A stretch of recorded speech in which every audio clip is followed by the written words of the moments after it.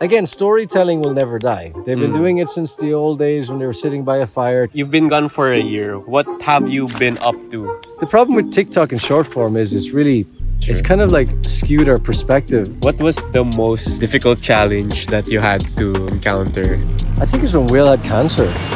This is a podcast series dedicated towards learning from people in the Philippines that I admire, all while traveling this beautiful country. And Daniel Marsh is one of the most successful creators of our time who pioneered the vlogging revolution here in the Philippines over a decade ago. And this one is not only for aspiring creators but for anyone who wants to succeed in life. Subscribing to this channel will really help us out, so I hope you will enjoy this one. Okay, so I'm here with Daniel Marsh, and we're out here in this beautiful place in, what's the island called? Digugong? I don't know. Digong Island. And it's part of the Cuatros Islands here in Bay City, and it's actually a really beautiful place and a good place to reflect, diba? Yeah, and actually Daniel Marsh has been one of my idols. Talaga? Yeah, before starting YouTube, because I always see you and Will creating videos. That's why when I didn't see you posting for some time, I was like, damn, what's happening? Yeah. I like to liken it to like working out. Sometimes we like to go to the gym. Yeah. And we go to the gym often, and then sometimes we might take a break. But it doesn't mean going to the gym isn't still part of your life, right? So I always see it as posting on YouTube is still there. It's just that, I needed a break for a couple of years or a year. So yeah, it's been a while since I posted, but I intend to post still again. So you've been gone for a year. What have you been up to during that time? Mostly production work and doing other things like short form work, because ever since the pandemic, everything switched to TikTok, diba? Yeah, so like it's been very different. And also everything's like vertical versus horizontal, so that's been quite difficult. So when I'd go do a project, I'd be like, okay, I'm going to shoot a vlog, and then next thing I'm like, I have to do vertical because, they wanted shorts. So it's like, sayang, no man, I can't do that. So yeah, basically, I just have been doing a lot of production work and also focusing on short form content. But this time I realized I'm like, you know what? I kind of want to work on the long form stuff. Okay. So the main reason why you left temporarily for YouTube is really the distraction between TikTok and Instagram Reels. And that stuff. Definitely changed everything, because it made it harder. Because if you go out and do a shoot, or if you go out and do a project, and then the client or the whatever project you're working on, they require, oh no, we need stories. Oh no, we need a reel, and they specify that it has to be vertical. You're kind of like, okay, I can't use horizontal, can I? So then it's like, how do you think of a really good vlog, right? Yeah. Because it has to be horizontal, which I'm sure you understand because you're primarily a vlogger, diba? Yeah, I originally started with YouTube, but then my Instagram Reels got more views. I've seen like them. They're right really away. good too. They're really good. And then brands started reaching out through Instagram, so I was like, I think I should do both at the same time. Yeah. And actually, you are doing it quite well, and I commend you on that, because thanks, I was looking at your profile. It's just like, how the hell does he balance both of them? That's pretty interesting. But not only that, though, of course, there's like things in my life that I had to do. Like I lived in Germany for 9 months. I've been traveling a lot as well, and I've been like, I'm changing as a person, right? That just happens naturally, and sometimes you can't like showcase everything in your life. Yeah. Because that's just the way true. it is, and also I've been doing it for a long time. I mean, as I was telling you earlier, I started back in 2012, diba? So when you do YouTube for so long, there's only so many like coconut trees you can say, wow, this is amazing. Like, That's true. it's you want to be genuine. Yeah. And sobrang tagal na ko dito sa Pilipinas. Yeah. I want to be genuine about what I love, and sometimes what I love may not also be super entertaining. Like right now, I love trail running. And I'm always out in the mountains, trail running in the Cordilleras, and I love the mountains here in the Philippines. And I actually did a vlog on Mount Apo. I think maybe you saw it. Yeah, I did. So I really love the mountains. But when I'm trail running, I can't shoot trail running because I don't have my main camera on me, right? So it's kind of hard to shoot. That's true. But yeah, so that's life. But I intend to come back to long form again because I kind of miss it, and I really enjoy making a story that's it's quite fun for me. Yeah, I think that's really one of the reasons why I wanted to talk to you about, because you're gonna go back to the long form thing after all the months of focusing on short form. And I wanted to go back properly as well. I didn't want to just do it like where I come back and then come back, like leave again. Yeah. You know, I think there's like this constant formula of trying to like have quality and quantity. And what I mean by quality is it's like quality to you as an individual, right? Like I don't mean production value. I don't mean anything like that. I mean like, do you like your content, right? Yeah. And if you like your content, is it quality to you? And that's what YouTube is about, right? YouTube. So basically it's like, for me, I want like a specific level of quality. Because there's a lot of people that just do it and they copy and they throw out content as a business. And that's fine, because if you're a business person and you think of it like a business, that's completely fine. But for me, I enjoy the creative element of it because it's like kind of meditative and I enjoy it, you know? Yeah. But of course, we all love the business element of it too. That's true. In a bigger scale, do you think YouTube is dead? No, definitely not. Why? YouTube is now its own niche, though. That's the thing. So, like the way Netflix is its own kind of its own system, YouTube is now its own system. In terms of what's popular, you could say yes, short form became really popular, but it still has its like it's just more antiguang, more matanda, more old, more in society, right? Again, storytelling will never die. They've been doing it since the old days when they were sitting by a fire talking about, you know, the lobo and the wolf hunting their friend or whatever. But like storytelling never dies. And whatever outlet or medium you choose to tell that story will always become popular for the moment, and then it just becomes the norm. Yeah. And that's just the way the trends happen. So YouTube isn't dead. Actually, long form is becoming popular, and YouTube is giving Netflix a run for its money eventually. In the next 5 or 6 years, you could say that YouTube could be really good for super long form content, like podcasts or documentary. And you can see so many creators still earning on YouTube. But the old school creators, a lot of them started quitting YouTube as well because, you know, it's a lot of work, you know, to do YouTube. But then it's like you have to do shorts also. It's like Reels, TikTok. So it is kind of a science, I guess, to it all. Good. I mean, we can agree that things have changed. Definitely Especially since TikTok definitely came. things have changed. How are you going to approach YouTube coming back here? I think it'd be like the way you should approach it, right? When I asked you the first time, what was the question I asked you? I was like, how are you going to make are you going to make a reel out of this? And what did you say? He's like, I'm going to do the long form and then chop it up into a reel. Yeah. And I think that's just the way you have to think now. It's like, pick what you love. It's not about what's successful, what is whatever. Yeah. It's like, for me, it's like, what do I want to do? And I want to do YouTube now again. I want to do long form. So now I'm going to take a break from all the short form content, stop doing that, and just focus on, okay, I'm going to make a YouTube video and continue making a YouTube video. And then from there, I think I'll be able to make reels or short form and TikToks. And actually, I noticed as well, it's like there's so many things you can think about when you plan, right? Like I've been planning like, okay, this is the kind of run and gun setup I'm going to use. This is the way I'll shoot it. This is the way I'll do this.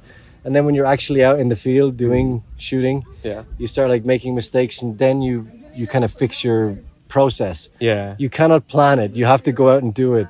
And also that's another thing that is so hard. I'm getting rusty. I'm rusty because when you've gone away for a year, like it's kind of hard to talk to a camera. It's kind of hard to know how to shoot everything again. And I want to do it right, you know, like I don't want to just do like this, like talking to a camera about my experience anymore. I want to like try something different, and I want something that I enjoy to do, and hopefully the viewer does too, you know. That's true. But you also mentioned that the thing that's different nowadays, especially if you're starting, is the competition is more intense right now. Like everyone's getting good, the quality, the storytelling, people are really improving. So what do you think people can do to stand out in YouTube? So number one, you have to know if you actually enjoy telling a story via social media. I mean, we can all adopt it as like, think about it like working out, right? Are you a casual runner who enjoys it every now and again? Or do you actually want to compete and go to the podium and win awards and represent Philippines or represent your country, right?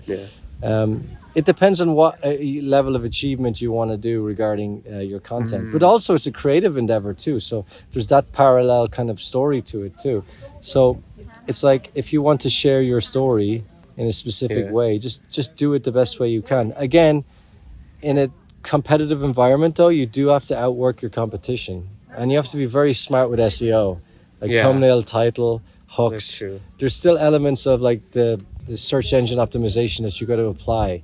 So you still have to continuously be smart about that stuff, and then learn to focus on one thing. Focus on one thing. You can think about so many different things, but as you do, you just focus on your long form, and then you chop it up and see what you can get for a reel. Yeah. And I'm sure it's really good because you've worked everything for the long form. But if you're thinking, you go out and shooting and you're like, okay, I want to do a reel, but I also want to do a long form. Also, I want to do this and that. It's going to be very hard to do everything right? So pick one, focus on it. And another thing is you can outwork it if you want to. You got to work hard if you want to be successful, right? So you have to outwork your competition. Especially if you're young. When you're young, you're 20, you can outwork anybody, dude. Like just you know, be so good that they can't even unbelieve. They're literally, their mouths open that, wow, this guy can do this. You know what I mean? How old are you, man? I'm 35. 35. Okay. 35. Just turned 35 last week. Oh, really? Yeah. Oh, happy birthday, man. Oh, thank you. Salamat. You've been gone for a year and you've been earning from short form. What made you want to go back? Is there a specific event that told you that, okay, I need to go back to YouTube? No, as most people say, it's like sayang naman eh. It's like your YouTube is just like there, and it's like you're not using it. But also, I enjoy doing long form content. I'm like, that's kind of what I want to do. So I'm like, there's so many stories that I can do really well, or I could do really well. So why not try to do it? Okay. You know, and I enjoy doing production and videography and photography and all those things. So yeah, maybe I can grow a business through that. So you know, why not? But one thing about you, but you're close with Will Dasovich also. Yeah, he hasn't uploaded in a while too. We're both.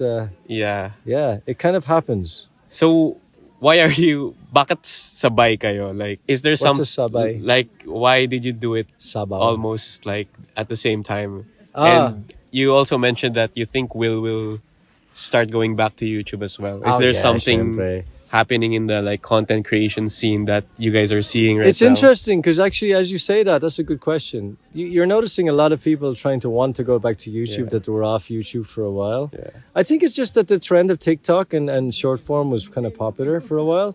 And of course, YouTube took a back seat. It didn't take a back seat though in terms of earnings and revenue because like a lot of people still earned from it and they still got views from it and they're still relevant through it. But in terms of like generally kind of popular, trendy, things, short form became the king. But I think it's slowly going to die. Not die. It's just slowly going to morph back into... Now, this is old, right? This is a part of the social sphere. This is not new anymore. Yeah. And this is one of many, right? Yeah. Like this is... you have Netflix for watching long form. You have YouTube. You have... Instagram, you have TikTok, depending on what's your target market. So I think it's a thing where people are starting to go, okay, well, we can do long form on YouTube, so why not? I think a lot of people are coming back because of that. Okay. And what can we expect from you going into YouTube again? Well, I did a lot of content abroad for the last few years. I've been shooting a lot abroad, but I want to shoot more of the Philippines because I used to shoot the Philippines a lot and I traveled a lot here, but that was almost a different era and a different world, and the Philippines has changed a lot, and I would like to go back and rediscover the Philippines again in some way. Not the typical tourist spots, places like this, Bye Leyte, like Mindanao. I actually want to explore Mindanao fully because there's a lot of underrated spots there, so I want to go to underrated spots. Like as I said, I'm absolutely passionate about like mountaineering, hiking and trail running. Yeah. And I've been to a lot of the mountains here in the Cordilleras, and I feel that there's so many places in the Philippines that are so underrated and nobody visits. And not necessarily, it doesn't mean necessarily it should be a tourist spot, but it just should be seen because it's so beautiful. So there's definitely places I want to go. And there's so many stories in this country. There's so many islands, so many people, so many stories that I kind of want to showcase. So I definitely want to like try to focus on that. So not so much stuff on me as a person, but more like human interest stories and me behind the camera showcasing what I see. Yeah. I noticed during this trip, like I keep asking if you need like clips and stuff. Yeah. But it's really just you focusing on the moment, on the people. Yeah, it's kind of hard because as you get older, it's like also like one of those things where your kind of ego kind of goes away and you're like, I don't want to shoot myself. So what's the point? I don't care about me as a person, like to show myself like this. Now, of course, that's like you should be a host and stuff, but it's like, I kind of like, I want to show the moment. I like to be creative, but I don't necessarily always want to be the person in front of the camera, Okay. so to speak. But I do like telling the story. So if it's like a good story I can tell about a particular location or an individual or whatever, then, I'm happy to be there. Okay. I have just last few questions. Oh. This one is a little bit more like selfish. Because you said right now you're trying not to be as personal when it comes to your content. Like there are things that you can and cannot say with regards to your personal life. And I noticed yeah, of course. looking back into your YouTube. Yeah. Like you really documented your life. Yeah. So what did you learn? What's your do's and don'ts right now? I think that's just called a learning experience. It's like as you put yourself out there in social media, it's like, little things can probably like start affecting your like normal life, right? And when you're completely out there, it's hard to explain because until you experience things, you'll never really understand. And then when you experience it, you think, oh shit, I get it now, right? But can you repeat the question again? Like, what's your do's and don'ts when it comes to being vulnerable on camera, on your content? Yeah. It depends on what you believe is you want to share. Okay. Like, of course, there's things that you have to keep private, like your personal address. You don't want people to know where you live. Things like that. So I guess there's things that you have to like not share, to keep to you. And of course, there is things that a lot of people don't share, even like the most clout chasing creators that you see there's still things that they don't share, but like there still has to be things that you keep to yourself because you don't want it to affect those personal or private aspects of you. So there's I think having a good balance of private and personal and public is important. Okay. What's your advice for those starting YouTube, like just now, or maybe still thinking about maybe I should do YouTube, maybe not, maybe I should focus on short form? What would be your advice for? I mean, actually, short form's great for starting out to understand like how. Actually, short form's really, really good. There's a lot of advantages to short form, and I've learned it. Like you can learn like a lot of cool editing techniques, cinematography, hooks, storytelling in a very bite-sized format. So you could actually start out in short form and then venture into YouTube for long form through that. So. My advice for someone is just completely be curious into what you want to do. Whatever your goals or purpose with doing it. Again, it's like running. It's like a hobby, right? Just go out and have fun and do it, and have fun. That's the most important thing. Don't think of it like a business. Don't think about it like anything else. Thoroughly enjoy what you're doing, and and don't worry about what other people think because they think you're a weirdo. But everybody's becoming a social media celebrity now. Everybody has a camera to their face. Just be genuine and have fun and keep posting and believe in yourself and keep studying it. And if you want to succeed, you'll succeed. Was there a time in YouTube that you started looking at the money too much? No, never for me. That's one thing I could say I never did. I for the longest time, I didn't even monetize my YouTube. Really? Yeah, for like 4 years. Oh, I didn't even monetize it. I could have monetized it, but I didn't care about that because my main goal was to like at least create content that my subscribers would like, and that's why I loved using like copyrighted music. Yeah. Like okay. Because that was a part of the cinematic approach to me. Okay. Of course you need money to survive, right, and to live. Yeah. But I was like, once I make a specific amount, then I'm okay. Okay. I just love I think you have to. If you think about it only for the money, you're not going to get very far. There's a lot of people that do think about it for the money, but they kind of rise very fast and then they burn out and then the next guy goes. It depends on, the kind of feeling. It's like the quality versus like clout chasing versus like money chasing, business minded. Yeah. If you're completely business minded and you think analytically like a businessman, you make money, but then, you get old very quickly. Yeah, you're not happy with what you're doing. And you're not happy with what you're doing, yeah. So I think it's important to just like, have that balance of knowing what you want. Of course, you need money and you need a good income to live in this world and to build your life and build a nest for your family. But aside from that, don't worry too much about the money. Remember that if you succeed in becoming a creative individual by not thinking about money, then money will come. So if you actually focus on making good content, then, you'll get popular and people will view you and they'll actually like you. You got to think of it like word of mouth. The problem with TikTok and short form is it's really made us all believe in looking at like hundreds of thousands of views or this, that. That's true. It's kind of like skewed our perspective. Like if you look at how many people are here, you know, like if you were talking to an actual crowd, I know this is a cliche metaphor, but if you were talking to an actual crowd, what would you say to them? Think about it like word of mouth. Like if you're talking to that one person that you want to like influence in a good way, and I hate the word influencer, I hate content creator, I hate all these words, I don't even know why, but if you talk to someone and you make them say, wow, this guy's really good, they're going to tell their friend, and that's going to be 2 viewers. And it's better to have 100 viewers that really love your content, that can through word of mouth spread your content, than 100,000 people that you know don't care about your shit. They just scroll past and go, wow, that's funny for 5 minutes, and then move on. You know? Yeah, that's like the 1,000 true fans concept. Like that's true. Yeah, you know the blog, the 1,000 true fans. Yeah. So it's kind of like be memorable. Yeah. And create a spectacle. But how do you? My question now is, how do you do that? Because I'm trying to mix it up. Like I try to be personal sometimes. I try to focus on the information, the travel tips, and all that. I think how do you make it like memorable and I think really by virtue of the fact that you're trying to like mix it up and you're showing that you're trying to make quality, gives that aspect of quality. I mean, it's something that like you can't, like people can't escape from. You could be a really good host, right? So like let's say a person's personality is their attribute of quality. That shows they're a great, like, so someone could literally have a GoPro on them the entire time, never cut, never edit, just upload directly, but their persona is a representation of quality, right? It is whatever is a representation of quality.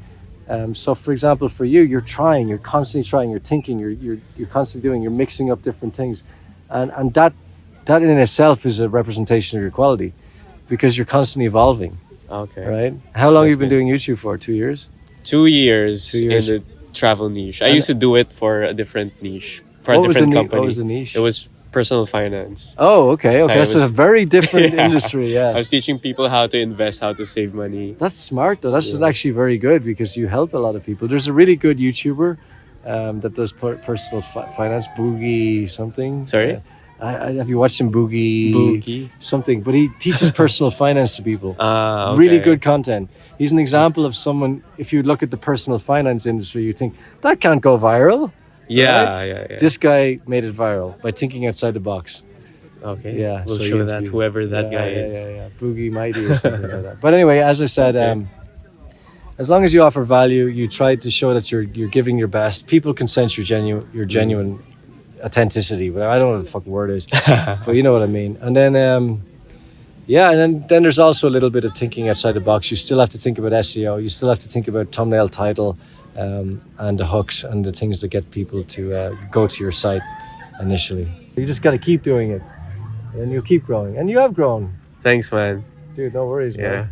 Actually, meeting you here was one of the biggest reasons why I really wanted to go here. Oh, really? Yeah. That's insane. Yeah, because I know that you're part of the GoPro family, and then when I saw you, I'm like, shit, yes. Oh, we're gonna meet one of the legends. I'm a legend. Well, that's so nice to say. In the content creation scene. Yeah, I don't know. I don't feel like a legend. I just enjoy doing what I do. Yeah. I've been doing it a long time, and you know, it changes. Trends come and go, and people's fame grows and comes and goes, you know. I remember I was like in one direction, and you kind of get famous, and then you like lose it, and then you're like, okay, and then you build it up again, and then, you know, it's all a roller coaster, the roller coaster of life. You know, you just gotta enjoy it. Do you think fame affected you? No. Like your psyche, the way you create content? No. I mean, of course, if you think about thumbnails and titles, we have to think about the SEO of it, right? Yeah. Like, you know, how you can get views. But in terms of my psyche, I don't think so. I think that for me, I kind of knew how to blur the distinction between that world and this world where I live. Yeah, I kind of don't really like fame. I think fame is kind of like, I don't know. I'd rather be known for something that I do rather than just be famous for the sake of being famous, right? Kind of thing, yeah. But that's a good question. I mean, you're kind of famous too, right? I mean, you got like, how many subscribers you got now on? I have 9. Nine. 9K. 9K on And YouTube. YouTube, yeah. But that's great, and slowly you're getting to get to 10, and that's the first hurdle. But your views are really good too. Yeah, actually. So when it's you see okay. like the success of views, how do you feel? Like when you see when you're first like you get your first viral video, you're like, Yeah. oh my god, that's amazing. Got to do this again. Actually, for me, I think it was not good Yeah. because I got around 300K on my 8th video. Yeah. I was like, oh, I can do it. So Yeah. it gave me a little bit of confidence to continue. Yeah. But sometimes it got me kind of lazy. Got you. And 'Cause then you're like, I was okay. always expecting, oh, this should be another banger, but it doesn't happen Oh anymore. no, not with short form, because especially Instagram, they changed the algorithm now, where it's like it's not about your followers anymore. It's about Yeah. they throw it out to interests. Yeah, Right? yeah. Yeah. So No, I mean on YouTube. oh, on YouTube, Like, I yeah. thought Oh, YouTube's it's so hard. YouTube's a mountain to climb. I Yeah. swear to God. Again, my most important advice is don't worry about going viral. Generate a community. Generate a Yeah. community. That's why, like, as I said, like, I'm kind of happy. Like, I'm fine. Like, I'll do YouTube again. I'm sure the views will be low, but that's okay, because That's true. for me, it's like I can start again, you know, but Yeah. with more knowledge about how to build and make content. And, you know, it's like working out. I enjoy working out for my life. Sometimes I don't. Sometimes I get fat and eat ice cream. That's okay, because that's life. You can't do That's everything true. all the time. And I enjoy making videos. That's my That's true. career. That's my vocation. Video production is where I love to be. So, yun. But generally, like the theme of this conversation, no, you can't really go to YouTube for money. Like it's not a good business idea. If you come with the idea that you're going to make money on YouTube, you'll fail. Definitely. Because, well, no, it depends. I mean, Yeah. if that's the only thing you think about, oh my God, I'm going to make money. Just make the views, make the money. No, it's not going to work, dude. Like, it's a lot of work to build up a following, and you have to be genuine, and you have to come up with a smart concept and be smart. Yeah. And a lot of these people also that you see that are like super viral, you got to remember that I'm old now. I've seen like the super viral people back in the day, and then they fell off. Like it is roller coasters. Like, you know, you get clout very fast, you lose it very fast. Yeah. Also, there's the people that are steady are pretty good. Like, you know, what That's they true. do. And it depends on. There's a niche for everything as well, right? Like. Yeah, that's true. So if you want to go into YouTube, you really should have a diversified source of income, right? Yeah, you should. You definitely should put your eggs in multiple baskets. Don't just focus on one thing. Remember, find out like what you love and what's your passion. I saw a really good YouTuber recently. I forget the name of them, and they did really nice symmetrical tripod shots of them on a farm, Ooh, just okay. just planting rice, doing farming stuff, and no audio, and that they got like hundreds of thousands of views. And that's just the kind of content that's like, see, you can still get views through a different type of niche. Yeah. And now you're famous in your own little bubble. You're not like Yeah. generally famous, Yeah, right? yeah. And I think that's where it's at, right? Yeah, like Yeah. I think like Pia's a good example. Yeah, like, Pia's like a legend within the motocross community, Yeah. an absolute legend, and she's a fantastic motocross rider and jet ski driver. jet ski. Yeah, and it's an example. It's like everyone's becoming a part of their niche, a part of their little bubble, or their little world, and that's. I think that's just the way the world is going. General fame, very hard to do, because you gotta appeal to a general audience, and if you Yeah. appeal to a general audience, then you kind of won't have a personality. Yeah, that's You know? true. You gotta have a bit of yourself there, you know. But what will you be focusing on? Like, is it really travel? Do you consider yourself a travel? Well, technically, content I mean, creator? because I do like, I honestly think that for me, it's mostly like the creative editing kind of like cinematography style that I like to do. Because that's like, not saying that that's my niche. It's just that I love it so much. I love testing out new styles and testing out color grades and and testing out sound effects. Like I absolutely enjoy that. I could do that for all day.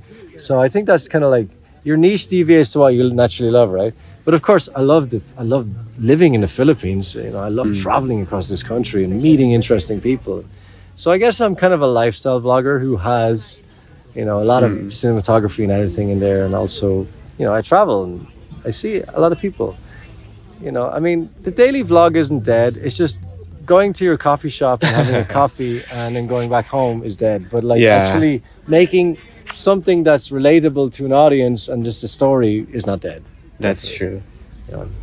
So, in your 8 years of YouTube, what was the most difficult challenge that you had to encounter? Difficult challenge I had to encounter. Yeah. I think it's when Will had cancer. Oh man. Yeah, because when Will got cancer, it's like we started out for a year, then Will got cancer, and we're like, oh my god, like he has to go back to America, and it's like, like my colleague almost, like we're both started out together. It's like, what's going to happen? Hopefully he's okay, and that was one of the most challenging moments. In terms of challenging in terms of shooting, every shoot has its own unique kind of challenge, right? Like, how about you? What's your most challenging when you're shooting? So far, I haven't encountered much. Yeah. And I mean, for some reason, my gear is still intact. Even though I jumped to different boats to just shoot random stuff. If you were to say my most memorable, it's like, I think my most memorable moment. Oh yeah, so memorable. When I first started YouTube, I used to watch a guy called Casey Neistat. Yeah, and Casey. He's like the OG vlogger from New York, right? And we used to all watch Neistat, and I used to love him. And I didn't start YouTube at this stage. I just watched him, and also I watched another vlogger from New York who did like his apartment and all this stuff and whatever, and like him and his girlfriend. So there's two New York vloggers that I watched, Casey Neistat and Eric Conover. And I'd watched them all the time back in 2015, 2016. And I wasn't vlogging at this stage. By 2016, I started vlogging and I didn't have many subscribers. And then by 2018, I managed to make my way to New York and go to the Shorty Awards, and Will won the Shorty Awards and all of that. And I actually met Eric Conover and Casey Neistat there. Oh, damn. So from like starting out, seeing these people on screen to eventually actually meeting them in the flesh, it's like in New York. Oh shit! From Philippines, like I'm in my little home in Manila, trying to learn how to edit. All of a sudden, meeting 3 years later, Casey Neistat. Damn. I think that's the most surreal moment in my life, because I'm like, holy shit! Like this is weird. I'm in New York, and I'm meeting Casey Neistat. This is all completely funded by my YouTube thing.